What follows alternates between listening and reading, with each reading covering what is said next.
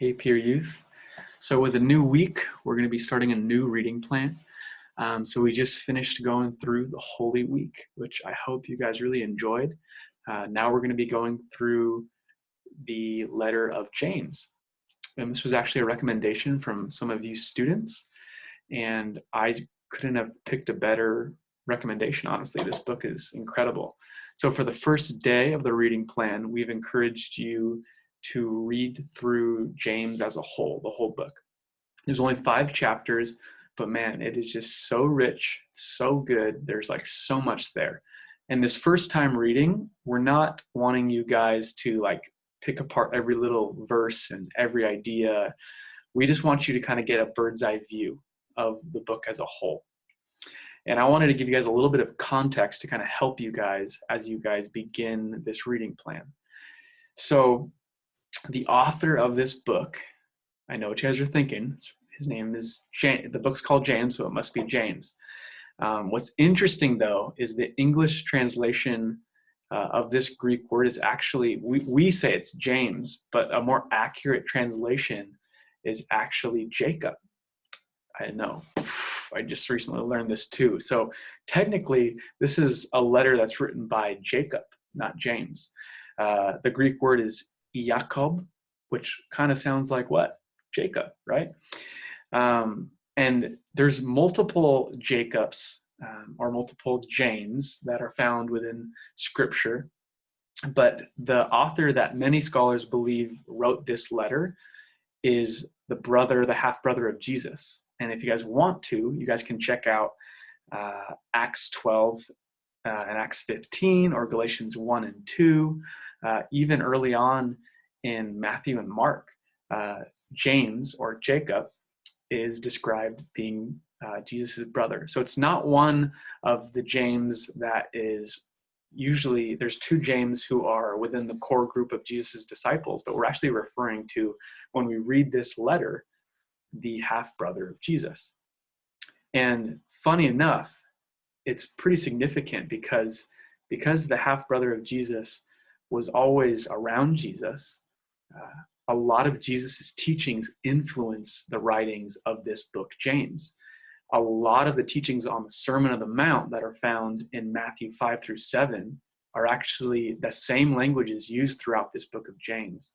So you can imagine that Jacob, or James, was there listening to his half-brother Jesus give these radical messages on the Sermon on the Mount, and now he puts them into this letter, in this reflection.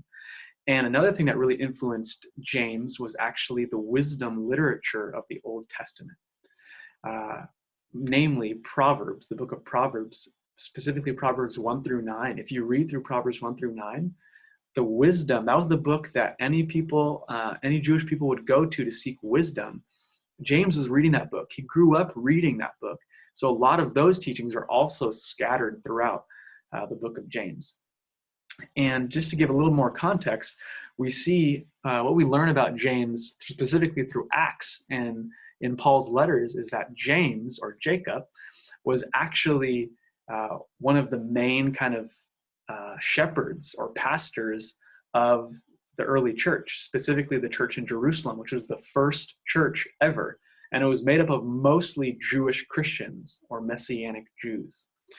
And interestingly enough, as soon as Jacob takes over leadership after Peter leaves the Jerusalem church, we see that these Jewish Christians are actually under a lot of trials.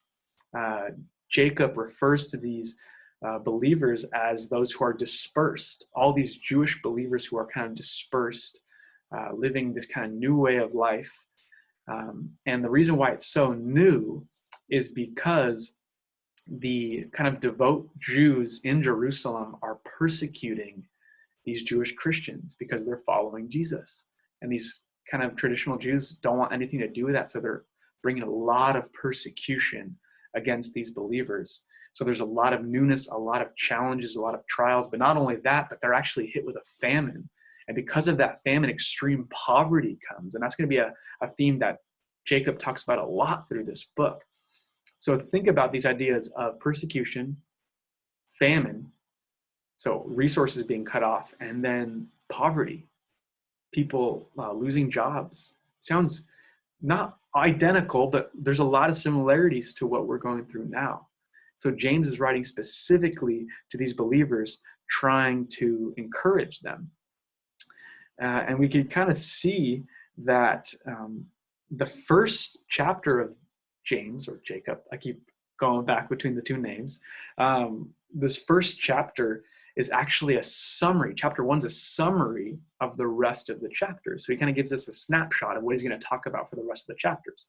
And then 2 through 5, chapters 2 through 5 of the book of James, or Jacob, is actually the 12 teachings. And there's not necessarily any like specific flow of thought, but there's 12 major teachings that Jacob goes over. But the kind of key theme throughout all of this is there's a word that's used 7 times through this letter, and it's the word perfect. Jacob continually refers back to this idea. And I know what we're thinking, man, Jacob is asking me to be perfect.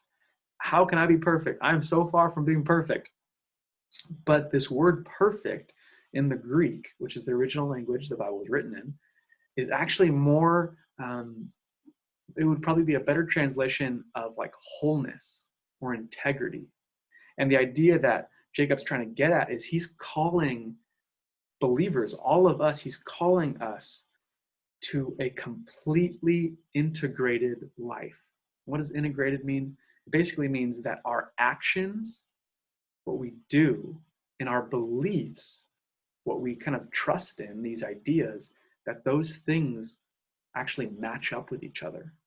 So what we do matches up with what we believe. And that is what Jacob means when he's referring to this idea of perfection or wholeness. And he's calling all of us back into that life in the midst of our trials, no matter what our circumstances are.